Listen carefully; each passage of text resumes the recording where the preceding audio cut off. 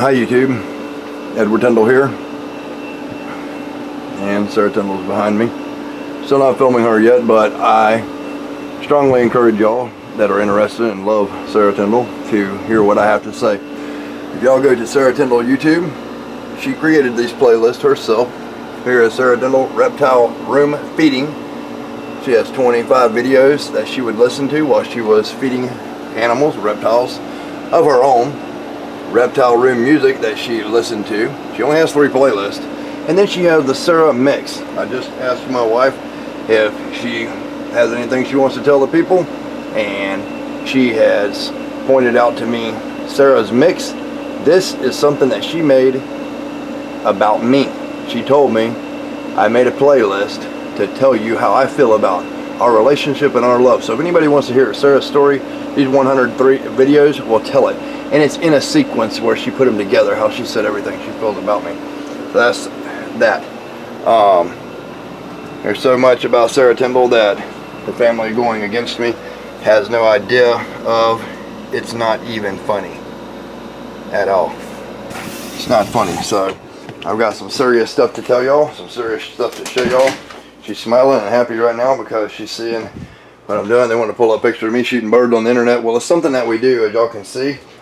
And if y'all don't like bad language or something like that, you're probably going to hear it. But I want lawyers, ad litems, anybody, any interested party to understand what's going on. They don't want me to speak. They've taken my rights away from me, and the shit's changing. It's not going to go like this. It's not going to be a one-way thing. No more. All that bullshit is over with. Tired of it. This, for y'all that don't know, or is not friends with Sarah on her Facebook. Actually, I'm going to move this camera here for a minute so I can show y'all what's going on. I want y'all to see some things that Sarah posted. One, this is a video she posted on here of her son with a ball python. Now this is what they said is deadly, poisonous, exotic ball pythons. I want y'all to hear this. Sarah made this video after David Theory came halfway across America. Thank you, David and Jennifer. Don't like her. You like her? That's Sarah's voice talking. Oh, is that your baby? Thank you, David and So that's his baby. Jennifer. Another reason that Mikey does not want anything to do with his family, because they're trying to get everything from him that he loves. You can see Sarah happy and pictures she put on here frequently of insects, snakes, friends, just thousands on there. Right here, meet and greet the Tyndall family tomorrow in Mobile. This was on July 25th of 2020. Let me see, 25th of 2020. Here, Sarah promotes Gulf Coast Exotic Animal Expo. She says in her own words, make sure to come out and see us. There's snakes, bird, tarantula, and a lot more. Kids will have a blast. Sarah promoting these animals for kids. This is her doing it. Here's Sarah here. These are the most expensive snakes I've ever paid for. Snakes, but I love them dearly. With everything that has happened in the last 6 months, I am blessed to have these wonderful babies in my life. The female Freckles is, and the boy's name is Dipstick. Sarah Tyndall, July 26, 2020. So, here comes that bad language. I'm triggered. Y'all can fuck yourself saying these are deadly, poisonous, exotic ball pythons. Here you have, come on people, Sarah Tyndall. We're out at the expo selling animals. That's what we do for a living. That's our life. Here is a very interested one right here, because the world is full of pussies nowadays. We're breaking people's fears this weekend of fear of tarantulas and geckos. July 26th. This is Sarah Tyndall posting this her own self. Only days before she had her stroke. Helping people. Sarah Tyndall says, this wonderful woman came and told us she was scared of tarantulas. After 15 minutes of her holding it, she bought it. And then after this, she went and held her second biggest fear, and that was a snake. we break people's fears of snakes. It's something that we do. Something that we've always did. Ever since we've been together. And then I commented on there. That's what we do, baby. That's what we do, baby. Good times. Sarah's a very happy girl. Very happy with her life and what she does. And I have a very important document I want y'all to see. That was in celebration of a wonderful day with great gains with a wonderful family at a place me and my grandma used to thrive at Ruby Tuesdays near Sarah Land. Let me see. What else? And then a bunch of songs and stuff that she put up here. So, with that being said, I'm going to post some other stuff. I'm going through my email here. Give me a second. I'm going to read y'all something. This was sent to the judge. And, I'm not allowed to show my wife when I have a sworn affidavit wrote by my wife to be able to show her on YouTube, which is total bullshit. Against our rights. I'm her husband. She is my wife. And we've done this shit forever. So, I got this right here. I'm going to read to y'all. This is going under sworn testimony for Sarah Tyndall. Yeah, this is my sister writing this. In the court case, the last court case, they want to claim that I didn't testify. Well, they didn't want me to testify. Anytime I opened my mouth, they told me to shut up. They say that I have untriggered outbursts towards the end. Well, I'm here to tell y'all before I read this most important letter that when I was 10 years old, my grandfather put me in control of 250 men as foreman at 10 years old. If I said, go collect your last check, it didn't matter if you were 15 years old or you were 50 years old. You got your last check. It didn't pay to piss me off as a kid. I didn't fire very many people, but I did fire a few, and it was enforced. If they came at me like they're going to beat my ass, I snapped my fingers. They had their asses handed to them by guards that were on duty, collected their last check, and was thrown off of the premises on direction service down in Florida. Later on, I became foreman on Steedley Construction when I was 17, working with 500 men on concrete. Later on, I become a public figure on YouTube. And today, I speak with 1,000 people at least on a minimum every single day of my life. And there's no untriggered outburst. Here's how my triggers work. You fuck me over, or you fuck with my family, or my animals, or something I love, I'm going to be pissed to no end. And I'll stop at nothing until I win. It's that simple. Don't hurt me or the things I love, and there's no problem. Not to mention, what a hero I am. They have no fucking idea who they're messing with because they don't want to dig into it and look. And look, I have saved judges and senators' lives that were about to burn up in Sanderson, Texas, on the front page of the newspaper. I've been a hero my whole life, and I'm not trying to blow smoke up anybody's ass. Anybody can look up Edward Tyndall. I'm an amazing motherfucker. It's just that simple. And they want to hate on me because I love animals. Well, fuck anybody who wants to hate me because I love all animals. It's that simple. I am triggered by stuff. And it's going to come to an end. I'm fucking tired of it. Every day. Every day. My wife screams and cries bloody murder when she didn't want any of this. And then you got the Jamie York ad litem. I hope you're watching this and you see this, because you want to spread lies and tell lies about me and on me. The DHR approved my home over there. The reason I'm making this video and the reason I'm pushing back is because I'm fucking tired of it. I've been kicked out of my home.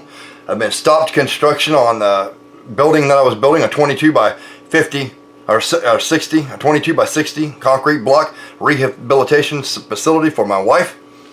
I have more education and knowledge on snakes and every single animal than anybody in this courthouse or anybody involved on this. More education on construction than any of them. My family's been owned and operated Tyndall Construction for 19 years in Fort Myers, Florida, and we built damn near all of Florida. And they wanted to question my labor tactics were too timely of a fashion. That's just because Edward Tyndall don't sit on his ass, he gets shit done. So, They've cost me $12 million worth of spiders, $122,000 worth of snakes because of their court order to get the fuck out of my house, and it cost me valuable eggs and cost me species of animals that only existed at my house because I had special permissions overseas to get specimens before the government destroyed, burned, poisoned, and then built thatched houses for people to live on certain species. So they caused species of animals that was a secret ark here to be destroyed because they don't give a fuck about nothing or no one. And it's my wife on the line.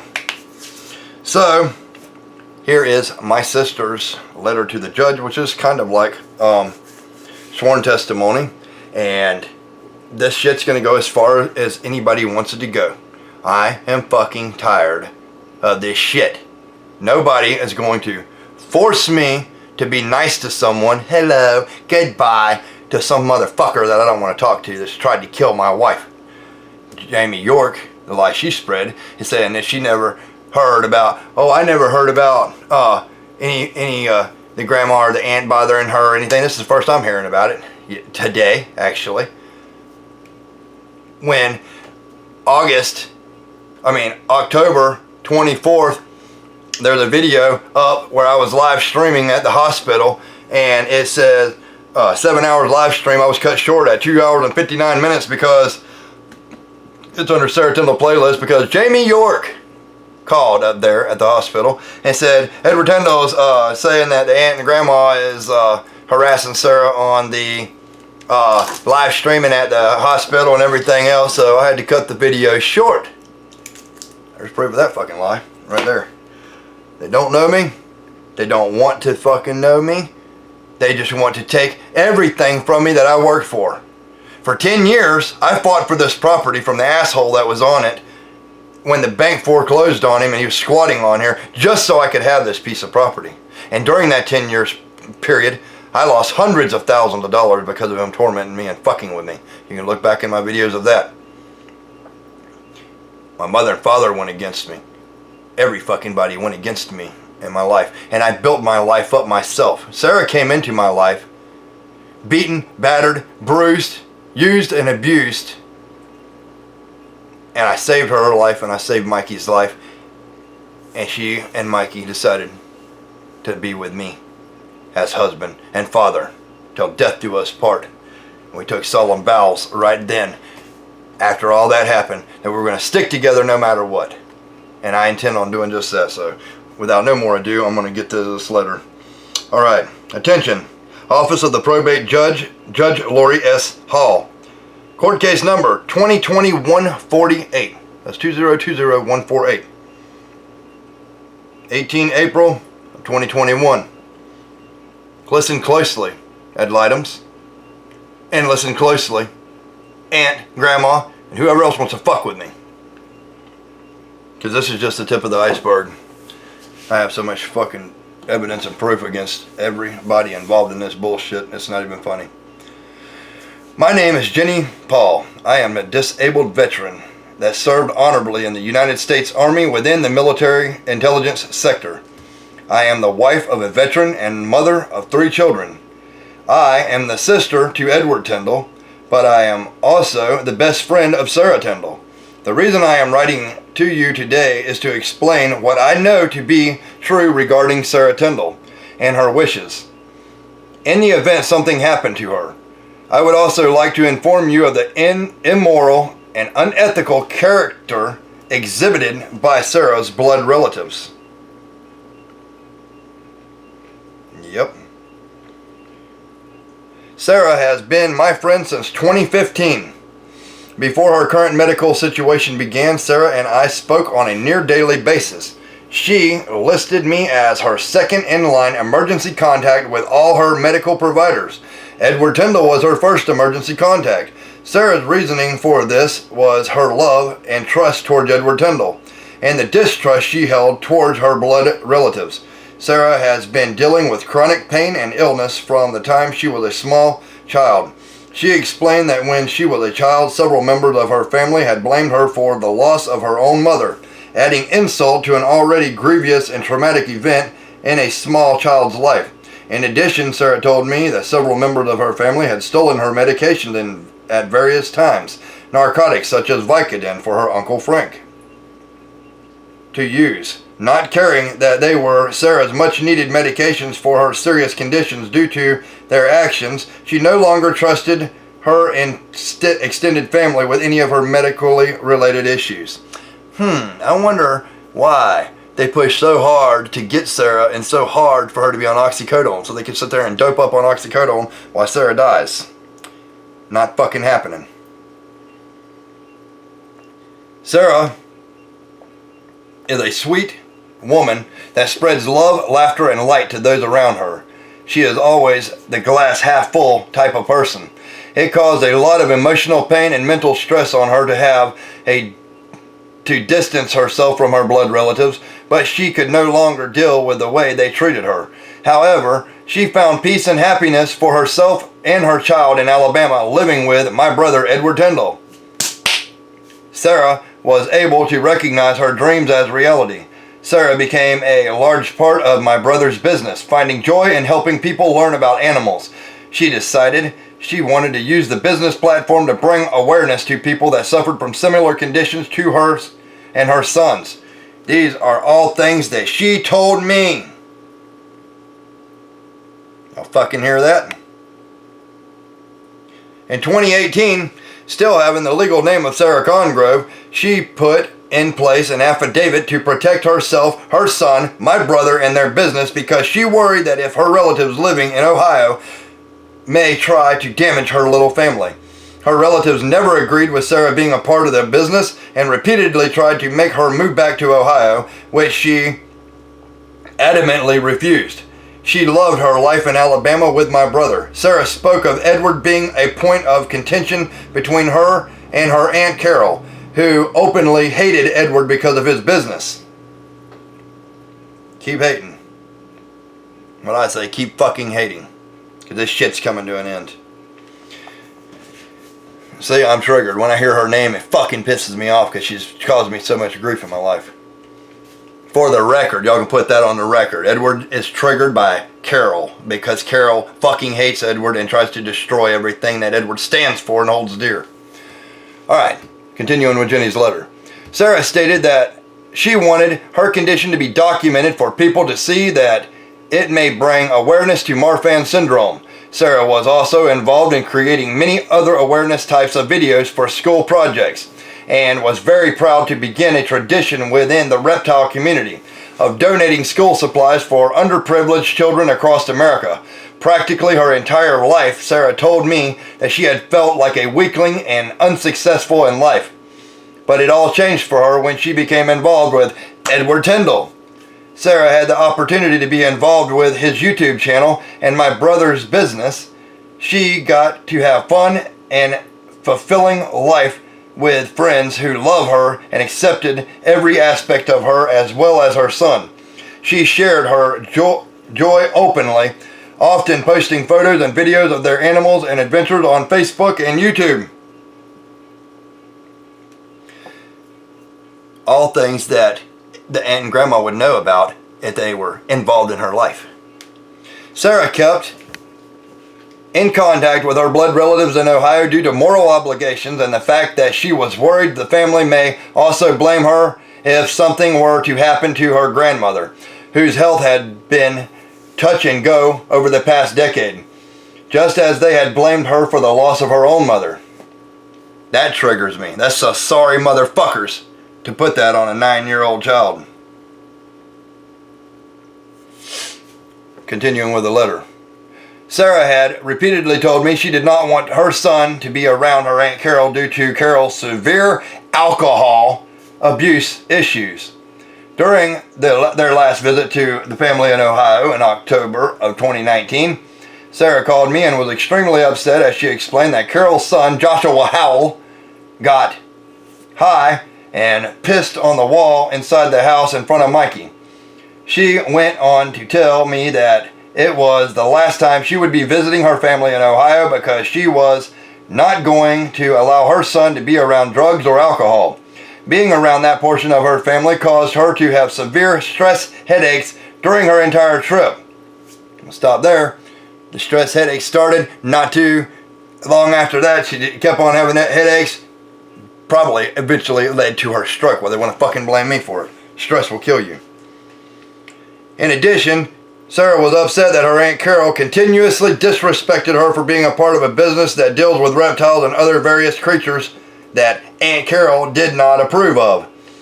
The business had been a point of contention between Sarah and her relatives since they found out about Sarah integrating herself into it. Sarah mentioned many times over the years how her Aunt Carol berated her every time Sarah did anything nice for Edward, like a gemstone she once bought for Edward for his birthday. All I can say about that is she can fuck herself. I gotta put my 2 cents in there, people. And it's no secret that I don't like her. The shit she's talked about me and on me and lies she spread and costing me every fucking thing, fuck her. From what Sarah told me, I count myself extremely fortunate that I have never met Sarah's Aunt Carol. However, shortly after Sarah's current medical crisis ensued, August 2020, I received a call from the hospital in Mobile, Alabama, asking me if I had added Carol Howell as an emergency contact for Sarah. I told them I did not, as far as I know, Carol is not supposed to be contacted for anything in relation to Sarah or her medical needs as requested by Sarah. The woman from the hospital explained that she received a call from someone claiming to be me, who even mentioned my military service, and that the caller asked for Edward Tyndall to be removed as the main point of contact and Carol Howell to be placed as the main point of contact. She then called me to verify since the caller seemed to be acting odd. Not long after this happened, I was removed as one of the points of contact since the hospital had been contacted by Carol Howell once again. Fucking lying ass. Carol Howell. Who then claimed that I was part of an ongoing court case in regard to Sarah's well-being. A blatant lie. You fucked up when you lied about my sister, if you're watching this. And if you're scared and your asshole's puckering, it fucking better be. Because this shit's gonna end, or everybody involved is going down. Continuing with the letter.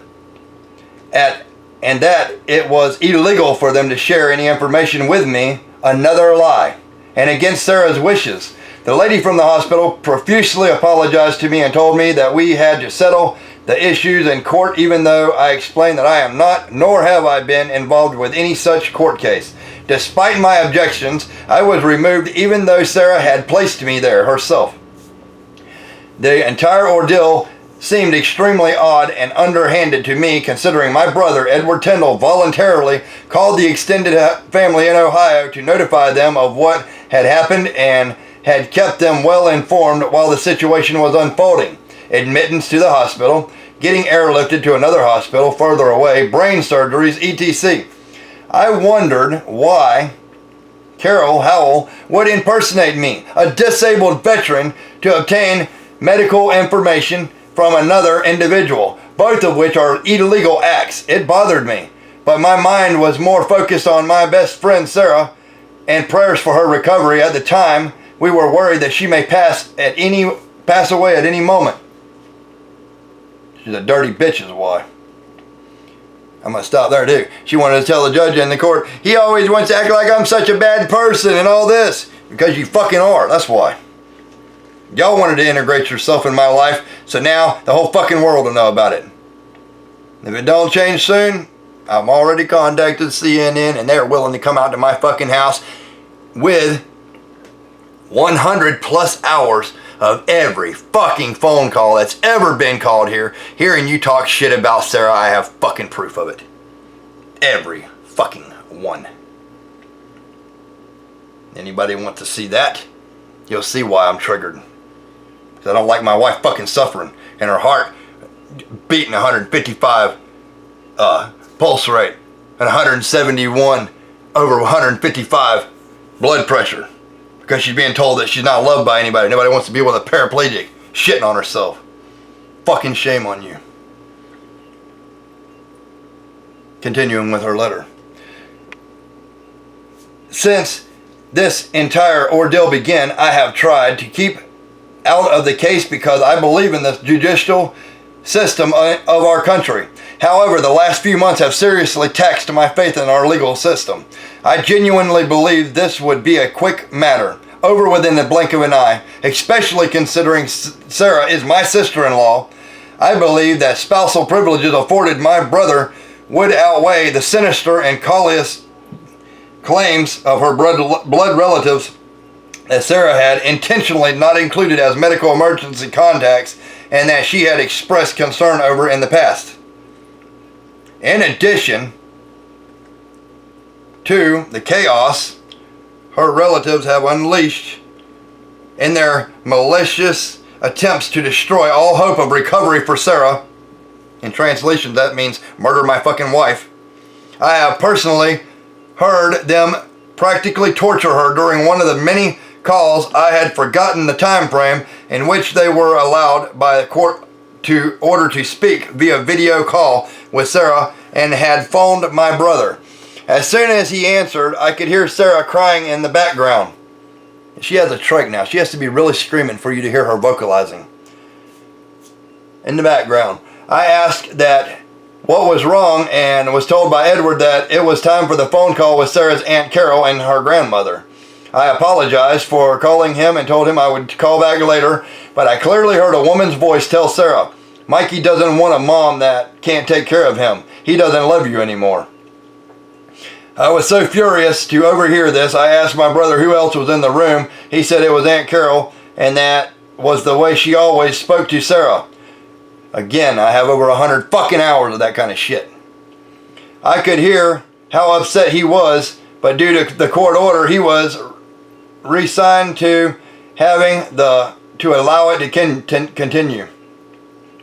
Forced to watch my wife fucking be tortured after she's already been through enough her whole life.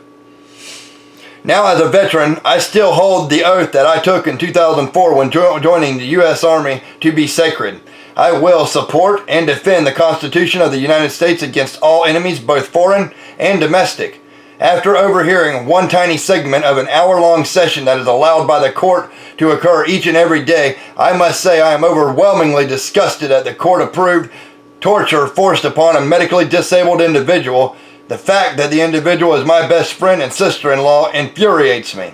Over the past few months, I have counseled my brother to remain calm and allow the court to work through the process necessary. However, after hearing the scathing remarks from Aunt Carol, I have decided I must intervene for Sarah. No one deserves that type of treatment. It is against everything America stands for. We have the right to life, liberty, and the pursuit of happiness, each of which is being severely violated in this case. Top of this horrendous torture of a disabled woman, my brother, her husband, is being forced to allow it to continue. I am certain I would not be able to remain calm if this situation involved someone mentally and emotionally torturing my husband, especially if he were unable to speak for himself. When I speak with Sarah, she smiles. When I talk to her, she understands me and will blink once for yes and twice for no. If I ask her questions, Sarah is not stupid or mentally incompetent. She knows what is going on around her. She knows that she is stuck in a bed and that her husband is taking care of her every need.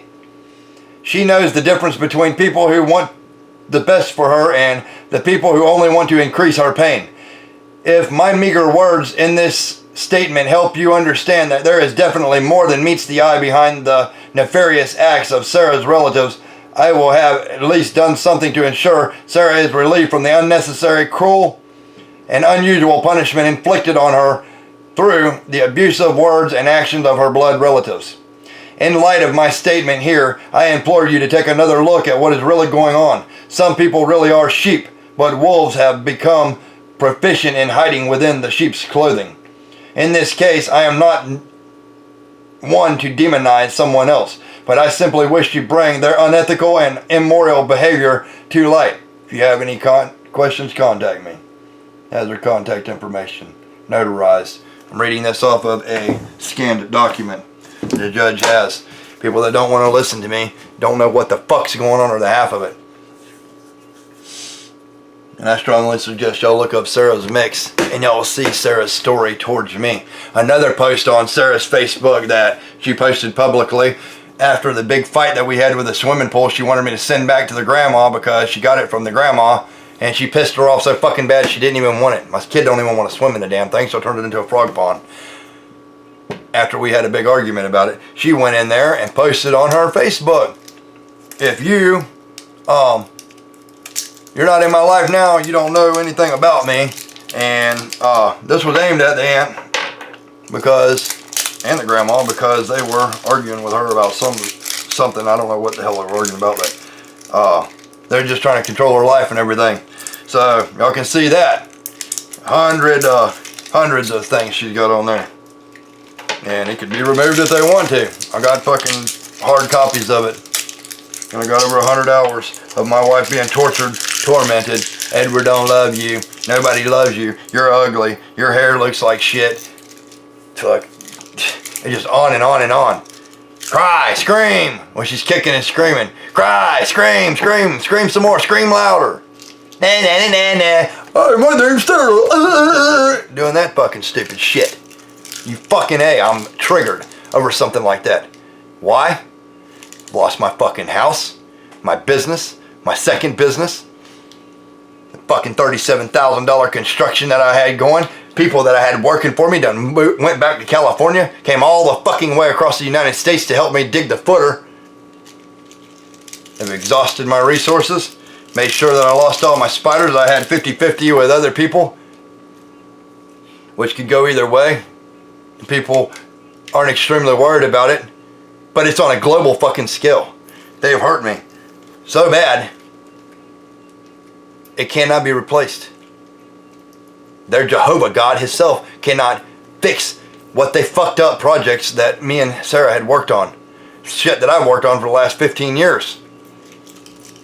$50 billion cannot bring back what they made me lose. Because of stupid fucking court orders. So, y'all just keep pushing. This is just one of 20 something others that are happening. And justice will be served. I'm not a bad guy. I'm not untriggered. I'm a very professional person. I've been a fucking volunteer firefighter for 25 years. I was a thoroughbred racehorse trainer. Concrete construction worker. Tyndall Construction down in Florida. You can look up Tyndall Construction. Steedley Construction. Steedley went to jail because he did have anger management issues and ended up murdering somebody and put him in the fucking concrete, but that's beside the point. I didn't know about that. That was after I left there. But my point is, I've done a little bit of everything. I've saved people's lives. There was a thoroughbred racehorse. It was a $500,000 horse. When his ass dropped and hit the ground, the day he was born, a couple of days later, his mother took a chunk out of his back, breaking his spine. I, single-handedly, after Dr. Alford, a really well-known doctor in Florida, wanted to kill him.